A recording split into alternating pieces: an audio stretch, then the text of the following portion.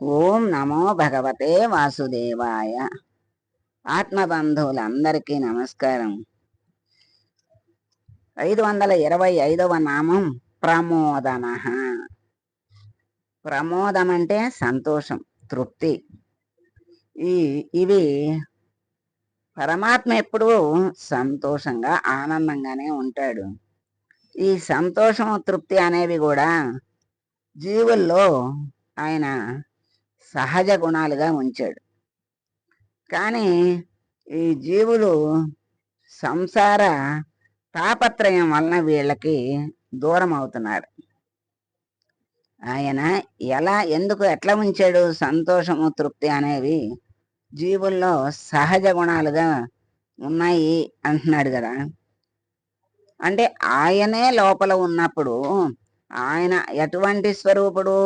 ఆనంద స్వరూపుడు. అటువంటి ఆనంద స్వరూపుడు లోపల ఉంటే ఆనందం కాక ఇంకేముంటుంది? కానీ ఈ జీవులు లోపల ఉన్నటువంటి పరమాత్మని గ్రహించక ఈ సంసార తాపత్రయాల్లో పడి అసలైన ఆనందానికి, సంతోషానికి, తృప్తికి దూరం అవుతున్నారు. దేనికి దగ్గర అవుతున్నారు అంటే క్షణికానందానికి వాళ్ళు దగ్గరవుతున్నారు, శాశ్వతానందానికి దూరం అవుతున్నాడు.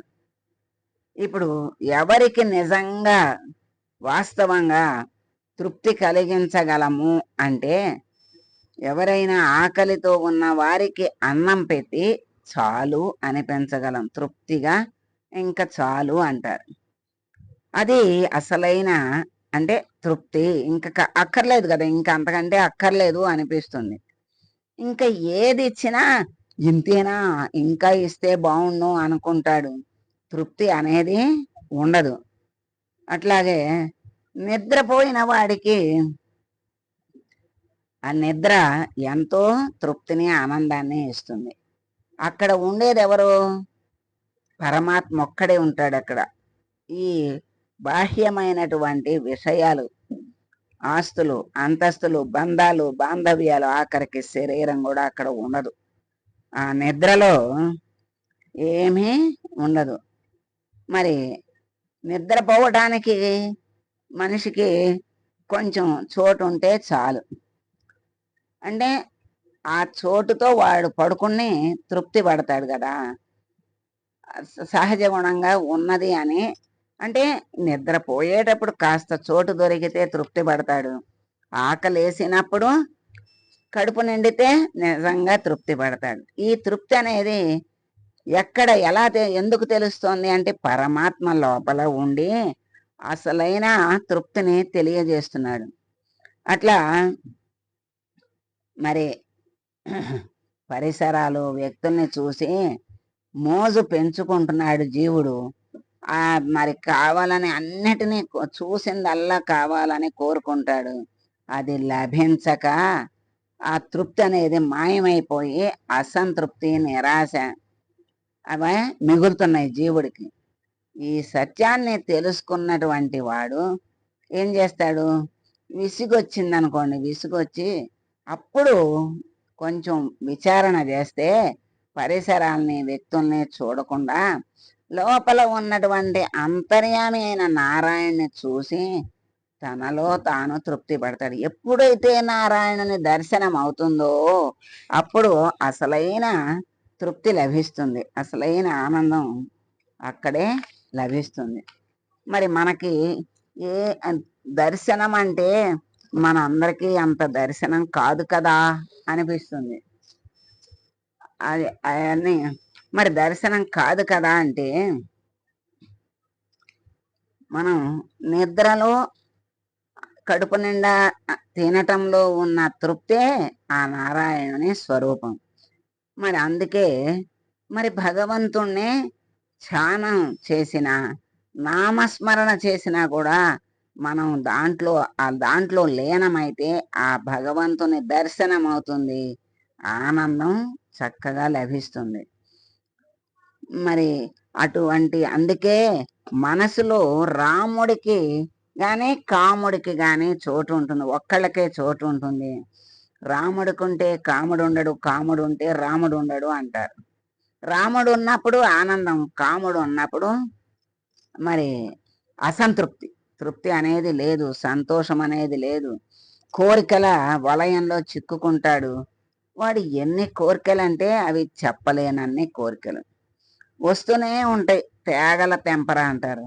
అలా తవ్విన కొద్దీ వచ్చినట్లుగా అలా వస్తూనే ఉంటాయి. వాటికి అంతం ఉండదు. ఒకటి తీరితే 100 వస్తాయి. అందుకని ఇంకా అక్కడ ఆగిపోవటం అనేది లేదు. అటువంటి కోరికల విషవలయంలో చిక్కుకుంటే ఎప్పటికీ కూడా తృప్తి అనేది ఉండదు. అందుకని బాహ్యం నుంచి ఎప్పటికైనా అంతరంలోకి చూస్తేనే, అంతర్ముఖమైతేనే తృప్తి, అసలైన ఆనందం పొందుతాడు. నిరంతరం ప్రమోదన అంటే నిరంతరం ఆత్మామృత రసాపానం వల్ల సంతోషంగా ఉండే స్వామి అని కూడా చెప్తాడు. ఇప్పుడు పిబరే రామరసం అంటారు కదా, అంటే రామరసాన్ని త్రాగండి ఎంత ఆనందంగా ఉంటుంది అని. అట్లాగే ఇక్కడ ఆత్మామృత అంటే ఆత్మ అనేది అమృత స్వరూపమైనది, అంటే మృతము లేనిది. అటువంటి ఆత్మరసాన్ని పానం చేయటం వల్ల కలిగే ఆనందమే ఇక్కడ స్వామి యొక్క స్వరూపం. అదే ప్రమోదన. తనను ధ్యానించే భక్తులకి ధ్యాన మాత్రం చేతే ఆనందాన్ని కలిగించే స్వామి ప్రమోదనుడు అని శంకరాచార్యులు వారు చెప్పారు. మనసారా స్మరిస్తేనే ఆనందం వస్తుంది. మరి ధ్యానం చేసి దాంట్లో స్వామిని స్థిరంగా ఉంచుకోగలిగితే పరమానంద ప్రాప్తి కలుగుతుంది అని శంకరాచార్యులు వారు చెప్పారు. పరాశర భట్టరు శంకరుల వారు చెప్పిన అర్థాన్ని అనుసరించారు. సత్యసంధుల వారు ఈ అర్థాలతో పాటు జ్ఞానము లక్ష్మి కలిగిన వాడు, అంటే ఆయనకి లేనిదేముంది, అన్నీ ఆయనకే ఉన్నాయి. అందుకే ఈ మాయలో నుంచి వచ్చినటువంటి జీవులందరికీ మళ్ళీ జ్ఞానాన్ని ప్రసాదించేది ఎవరు అంటే ఆయనే. మరి పుట్టించినందుకు పోషించాలి గనక, పోషించాలి అంటే ఆ పరమాత్మ ఆ లక్ష్మి అనే శక్తితో, ఐశ్వర్యంతో జీవులందరినీ పోషిస్తూ ఉంటాడు. అలా ఆయన జ్ఞానము లక్ష్మి కలిగిన వాడు, వాయువుకి స్వామి అయిన వాడు ప్రమోదనుడని వ్యాఖ్యానించారు. మునీశ్వరులు ఓం ప్రమోదనాయ నమః అని స్వామిని స్మరిస్తూ ఉన్నారు. కనుక ప్రమోదన అయినటువంటి స్వామిని మనం ప్రార్థిస్తూ, స్వామి మాలో ఎప్పుడు ఆనందామృత రసాన్ని గ్రోలేటువంటి, ఆత్మానందామృత రసాన్ని గ్రోలే శక్తి సామర్థ్యాలను మాకు ఇచ్చి ఎప్పుడు ఆ రసాన్ని త్రాగిస్తూ నీ అనుగ్రహంతో అమృతత్వాన్ని పొందే భాగ్యాన్ని మాకు ప్రసాదించు స్వామి అని వేడుకుంటూ మంగళం పాడదాం. మంగళం కౌసలేంద్రాయ మహనీయ గుణాత్మనే సర్వలోక శరణ్యాయ సాధురూపాయ మంగళం. ఓం